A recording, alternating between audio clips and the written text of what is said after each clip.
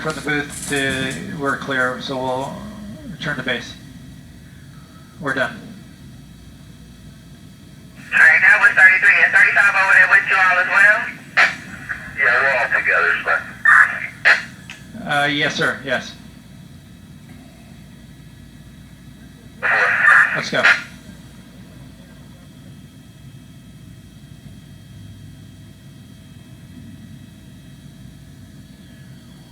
NSC from Bravo, we're done. We're going to drop signal, head back for fuel.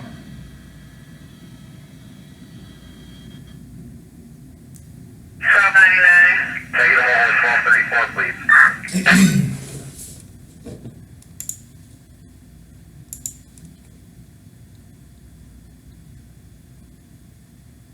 10-4, we're on scene. On scene where? 1339 Southwood. Okay, I need you guys to get that over to OEMC as fast as possible. 33, we're going to be on foot over here. 1424. 1233, you're going to be on foot 10-4. 1434.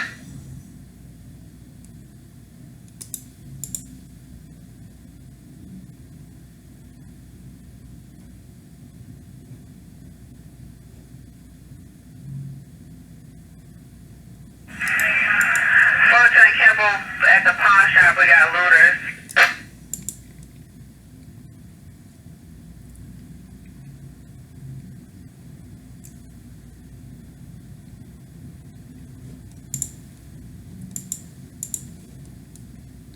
Setting the state back in terms of achieving racial equity.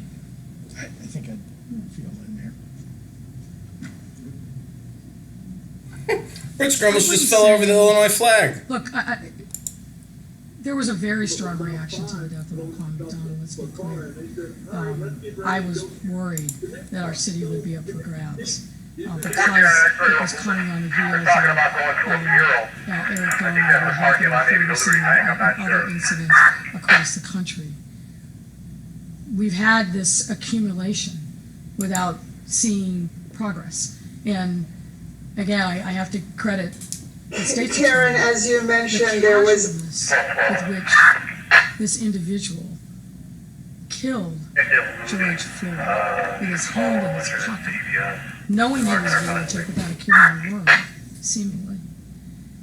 That is such a deep offense outside of the and way. so unnecessary. George Floyd wasn't, if you see the pieces of video that have now surfaced, he wasn't resisting. I still don't even understand why he was down in the street, let alone with somebody with a knee on his neck as he is literally gasping for life and then watching the life leave him there on that street. The callous way in which he was treated even in death. No, I'm looking at it That's behind a the hard Liberty thing to Bank bear parking lot here for anyone. on the wall. And as a black woman, Wow, the stores I are can't all even looted. begin to describe yet because I'm still It's Milwaukee processing and what that Fullerton, did but to me. it looks like they're not And I going to know fight. what They're it's still done going to to keep me. walking eastbound on And you see that then reverberated around the country. Damn, People Milwaukee have and a right Fullerton, to be holy angry and shit. frustrated when they see something like that because it unearths Fucking generations looted. of pain and anger. Rainbow shoes, they ain't got no more shoes. To respect People that still in the righteous fucking store, anger just and shopping. the death of George Floyd. We can't allow the two to be conflated. Lawlessness is not lawfulness. Lawlessness is not liberty. Lawlessness has nothing to do with First Amendment rights. And that's why I think that this has been so powerful. So why are they taking all the shoes then? Check that, I'm sorry, northbound. Northbound on Milwaukee from Fullerton.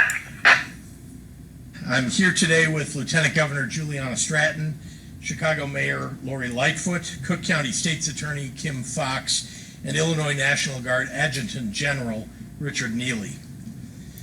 Early this morning, Mayor Lightfoot requested deployment of the Illinois National Guard to assist the city of Chicago in its work to protect communities and keep people safe. As governor, it's my job to respond when our municipalities ask for assistance So I have activated 375 members of the Illinois National Guard. 375, that's it? Fucking need to assist 3,000. local law enforcement with street closures. With regard to protesters who are Alright, exercising their Chicago, First what's the Amendment phone rights, the Guard has explicit direction not to interfere. They will operate under the most stringent parameters on use of force, and General Neely has made those parameters abundantly clear to members of our National Guard. The city of Chicago, like so many other communities across Illinois and across the nation, is grieving. Grieving for George Floyd, but also for Breonna Taylor, for Ahmaud Arbery, for Alton Sterling, Eric Garner, Tamir Rice, for the countless others who have been killed for being black in America. I also want to recognize that Illinois, as well as other parts of the nation, is coming off the peak of a pandemic that has disproportionately taken black lives. Disproportionate social equity. Record unemployment disproportionately in the black community. These are enormous weights that nobody should have to carry. It's not lost on you that the peaceful protesters who have been out over the last few days weighed the risks of the pandemic against coming out to speak their truth, and they chose to gather anyway. To them, I want to say, I see you. Oh my I God, hear he you. sees I them. understand why you made the choice. He that sees you made. you in the shoe I encourage stores. anyone who took to the streets to make their voices heard, to now Your fashion, isolate, your to lifestyle, avoid potentially DTLR. infecting the people that you love. I also encourage those who start exhibiting symptoms to take advantage of our free state testing services for COVID-19, available at dozens of sites throughout the city of Chicago. I also think it's important to recognize that for much of the day yesterday, the protests here in Chicago were beautiful, massive, and peaceful. That is as much a part of the story of what's happening in this city, in this country, as anything else. But late in the evening yesterday, the protest became about violence and damage, and that changes the conversation away from the terrible acts that took George Floyd's life, away from the insidious racism that we all have a role in addressing. It's hard to find the right words to say today. The truth is, words alone don't cut it anymore. But it's my job in moments of crisis to be a voice for all of Illinois, to bear witness to pain and rage, I guess we can talk and a little bit about anxiety, it. and fear. First experience that made me And fall I in love with see this the pain the of first this time moment there was written when I on was the 5. faces of my black And- friends and colleagues and staff. I know that peacefully protesting is only one part of the expression of that pain. I know that they need to see action, which includes real criminal justice and policing reform, as well as a sustained economic investment in black and brown communities.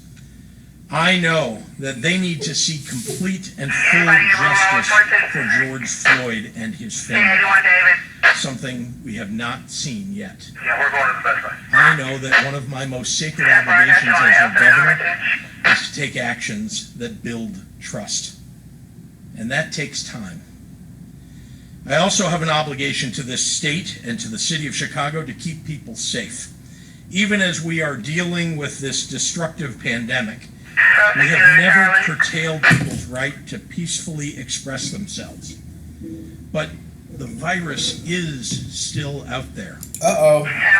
And we cannot forget that. We have communities all around the state that are desperately trying to recover from the damage that this virus has done. And I'm imploring people to not force a difficult second rebuilding on our small businesses in the course of expressing your very justified pain.